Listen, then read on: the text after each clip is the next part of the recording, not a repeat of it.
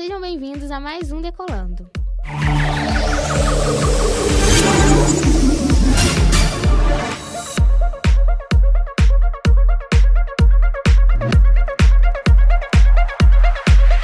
E no programa de hoje, vamos receber Ricardo de Castro de Barra Mansa, o único universitário do Brasil que conseguiu uma bolsa integral de mestrado em Dublin.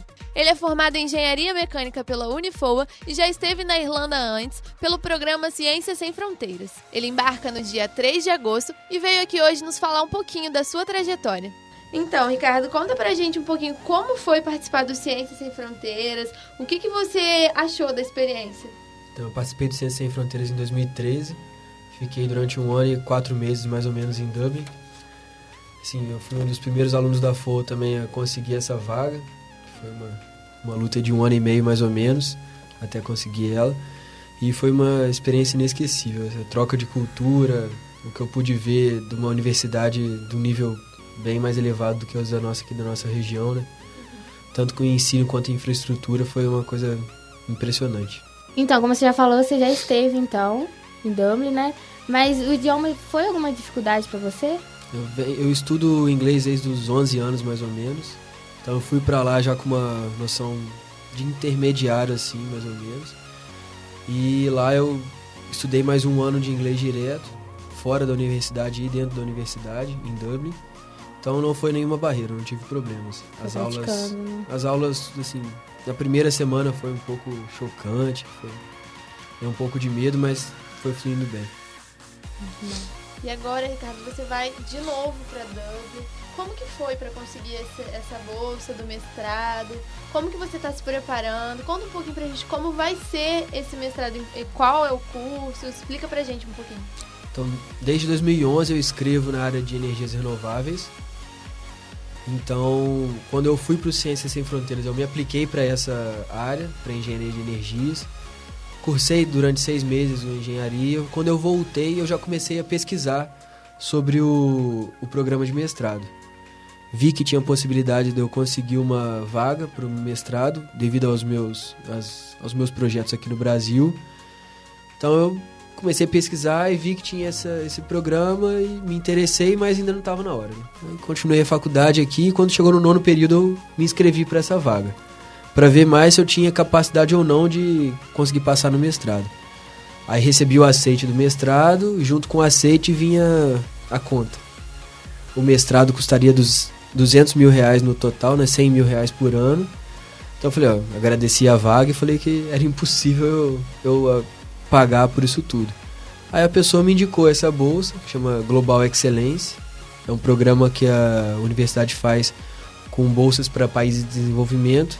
E ela falou, não é todo ano que tem essa bolsa, não é para todo país que a gente dá, mas se você quiser tentar, você paga a taxa de inscrição, que na época foi €50. Fiquei sem almoçar umas semanas, mas paguei a taxa de inscrição e ela falou, daqui a 15 dias você tem a resposta. Aí se passaram 6 meses e eu não tive resposta. Assim, a falta de comunicação me levou a crer que eu não ia conseguir nada mesmo. Aí toquei minha vida, vim pra Volta Redonda, pra trabalhar aqui em Volta Redonda, que eu tava na Michelin na época, lá em Itatiaia. Vim pra cá pra terminar a faculdade num emprego mais perto, mais tranquilo. E tava com planos de ir pra São Paulo. Me casei nesse meio tempo, falei, a gente vai pra São Paulo assim que eu terminar a faculdade pra ver se consegue um emprego melhor. E em março desse ano chegou a carta dizendo que eu tinha conseguido a bolsa. Aí essa bolsa é pro curso de Engenharia de Sistemas Energéticos. Eu faço uma especialização de 2 anos, sendo que no primeiro eu estudo um pouquinho sobre cada tipo de energia. A energia eólica, solar, biomassa, biocombustíveis. E no segundo eu me especializo em uma delas e faço a monografia.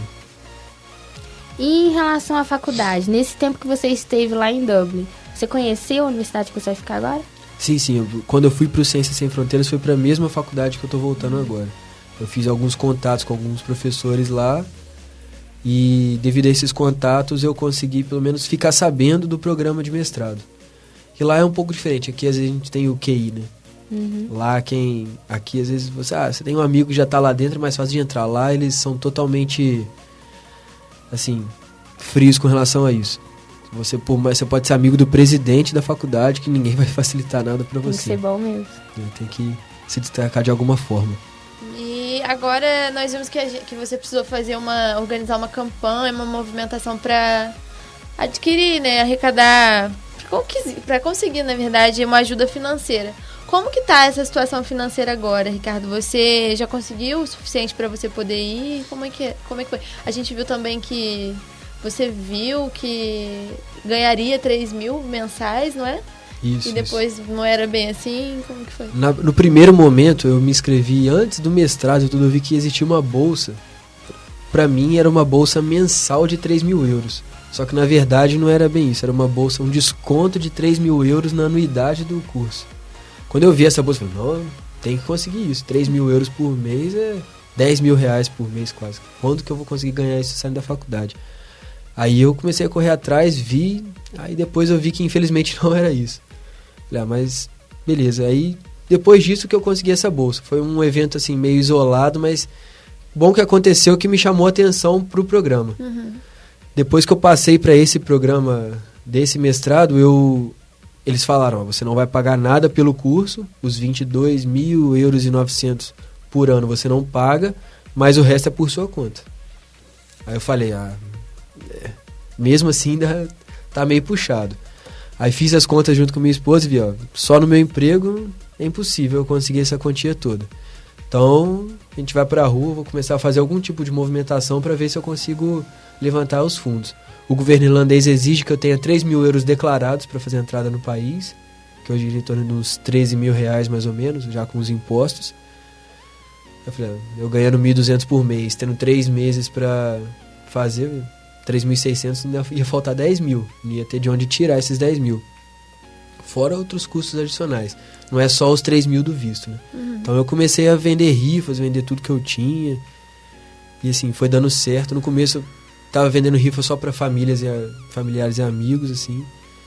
Só que teve um dia que eu falei, também tem que melhorar, não vai dar certo. Aí eu fui pra rua, minha esposa trabalhava no Plaza, em Volta Redonda. Enquanto eu espero ela sair do emprego, eu vou ficar com cartaz ali na frente, ver se eu vendo os 50 reais de rifa por dia, tá bom. Aí no primeiro dia eu vendi 80 rifas, no segundo eu vendi 120, e foi aumentando, eu fui ficando, caraca, quem diria que iam prestar atenção em mim, assim. E desde então eu consegui arrecadar aí por volta de 16 mil reais. Para eu conseguir então o mínimo que eu precisava pro visto. E agora continuo com a campanha porque eu não vou poder trabalhar. Eu vou ficar de dona de casa só, né? Quem vai trabalhar é minha esposa. E então eu preciso de um pouco de dinheiro, pelo menos pros 3 primeiros meses, assim, até eu me estabilizar lá e depois eu me viro. E no próximo domingo tem uma feijoada, né? Que é poder arrecadar mais dinheiro, beneficente. Isso. Tem como você falar um pouquinho como vai funcionar? Sim, sim. O pessoal me viu lá no Plaza e falou, vamos te ajudar de alguma forma, a gente vai fazer uma feijoada beneficente. Aí é o pessoal do bar do Ressaquinha lá de Volta Redonda, eles concordaram em fazer essa feijoada. Eles estão oferecendo todo o dinheiro que eles conseguirem com os convites para mim. A consumação vai ficar para eles poderem pagar os custos do evento. Então tem ingresso vendendo comigo, consegue me achar fácil no Facebook ou no WhatsApp, e vai poder comprar na hora também, o valor é 20 reais, vai ter música ao vivo e a feijoada é toda incluída já no convite. E quem quiser falar com você nas redes sociais para poder comprar o convite? Então me acha fácil pelo Ricardo de Castro no Facebook, ou Mestrado UCD, são as 2 páginas que eu tenho, e lá tem toda a propaganda, e só me chamar que eu vou ao encontro e vendo o ingresso. Agora, uma curiosidade, Ricardo. Durante todo esse tempo de estudos na faculdade, o Sem Fronteiras e agora o mestrado, como que você faz para conciliar isso tudo? Com relação à família, amigos, lazer, como que você concilia isso tudo? Desde o ensino médio, já era focado em fazer um mestrado, então desde então eu me preparo. E eu sempre falei para todos os meus amigos, a gente tem que estudar e ser comprometido de segunda a sábado até às 6. E ter alguma vida social de sábado das 6 até domingo à noite. Senão também a gente acaba pirando. Então eu sempre saí, sempre me diverti, sempre fui pra balada aos sábados.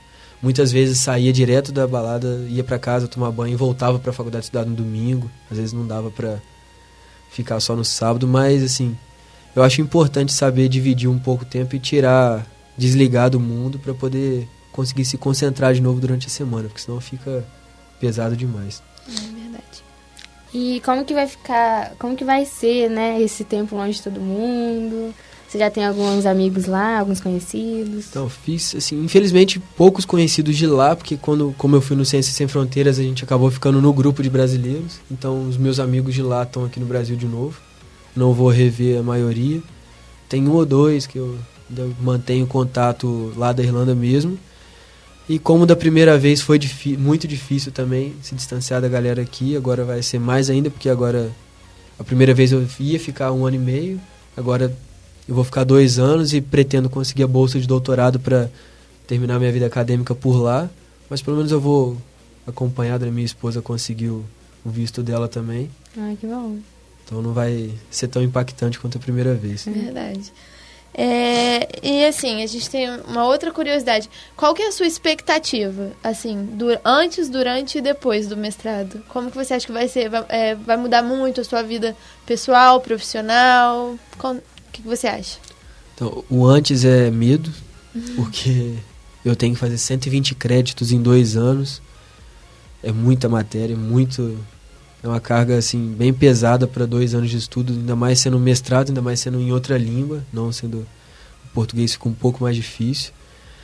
O durante, eu sei que essa receita de aproveitar o sábado não vai existir.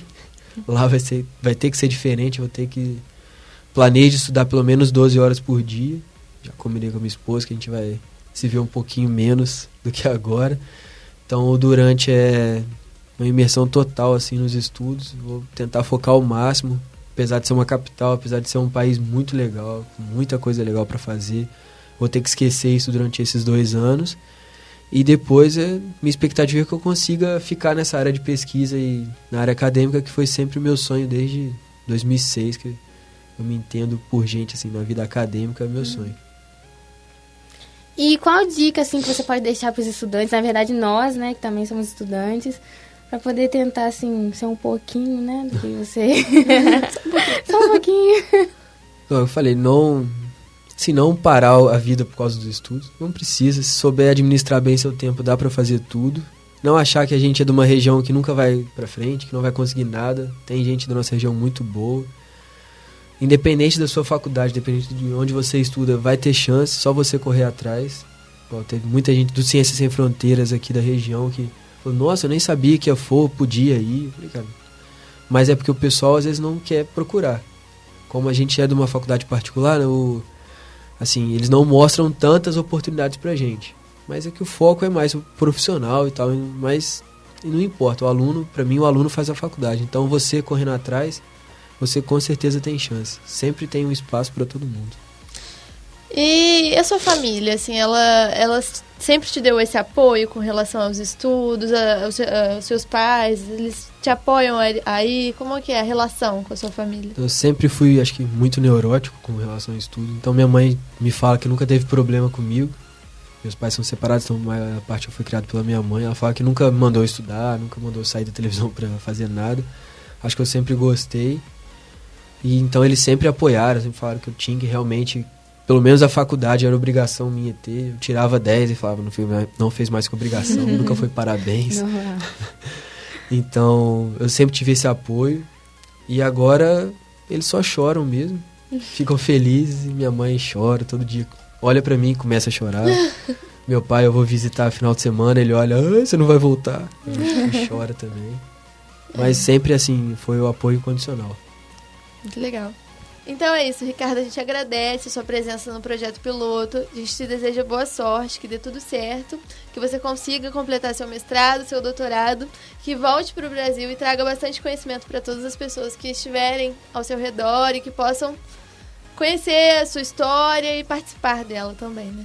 Eu agradeço a oportunidade e espero que vocês possam comparecer no domingo também. Tá ótimo, é isso aí, galera. Vamos todos lá no domingo na feijoada. Então é isso, galera. Até o próximo Projeto Piloto e vamos decolar!